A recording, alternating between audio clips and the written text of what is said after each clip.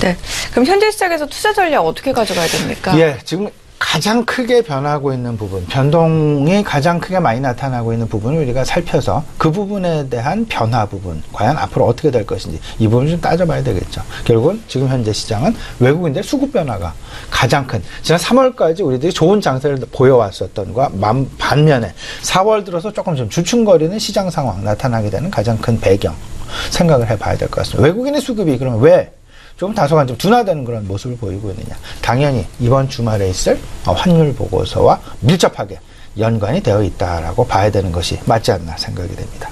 이런 부분들 이렇게 되면 일단 환율 조작국 지정이냐 아니냐의 여부, 이를 놓고 원달러 환율의 방향성 여부가 결정이 될 것이고, 이에 따라서 내수주가 유리할 것이냐 수출주가 유리하게 될 것이냐, 이런 부분들에 대한 어떤 그 방향성이 그 이후에 분명히 나타나게 될 것이다 라는 점 꼭 머리에 마음속에 새겨두셔야 될 것 같고요. 이 부분은 사실상 뭐 가능성은 거의 없지만 가능성이 있다라는 전제를 할 수밖에 없는 그런 상황. 이 부분은 이런 상황으로 우리 시청자 여러분 중도의 어떤 그 투자 전략을 가져 나가셔야 될 것 같고요. 그 반면에 세 가지 이슈가 더 있습니다. 삼성전자의 갤럭시 S8과 관련된 부품주와 관련된 이슈, 소위 말하는 초도 물량이 과연 얼마만큼 팔릴 것이냐.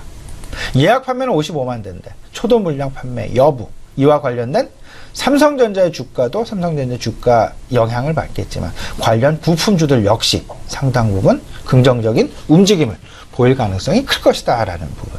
두 번째, 실적 시즌이 진행이 되고 있다라는 점. 삼성전자, LG전자의 깜짝 실적 발표, 그 이후에 실질적인 반도체 업종 그리고 철강 업종, 화학 업종에 대한 관심이 여전히 필요해 보인다라는 점. 세 번째, 대선 전국의 본격적인 진입 부분이 되겠습니다. 대선 전국이 진입이 되면 아무래도 내수 부양이라는 부분, 그리고 중소형주에 대한 관심 당연히 당연히 상승할 수밖에 없지 않겠느냐라는 부분. 이렇게 보면서 크게 네 가지 관점에서 지금 현재 시장 봐야 될 것이다. 첫 번째 환율 보고서 관련, 두 번째 그 시장 내 어떤 그 변화 부분, 그 정치와 관련된 그 대선 전국과 관련된 부분, 세 번째 갤럭시 S8 소위 말하는 통신과, 그 스마트폰과 관련된 부분, 그 다음에 네 번째, 1분기 실적과 관련된 부분.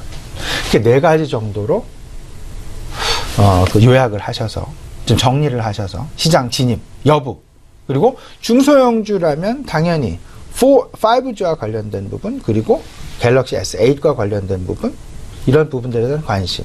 더 나아가서는 소위 말하는, 그 내수 부양과 관련된, 그 대통령 선거, 그리고 이와 관련된 내수부양주에 대한 어떤 중소형주에 대한 관심 분명히 필요해 보이는 국면이다라는 점. 전체적인 투자 전략의 중심점으로 만드셔서 대응하시면 좋지 않을까 말씀드립니다.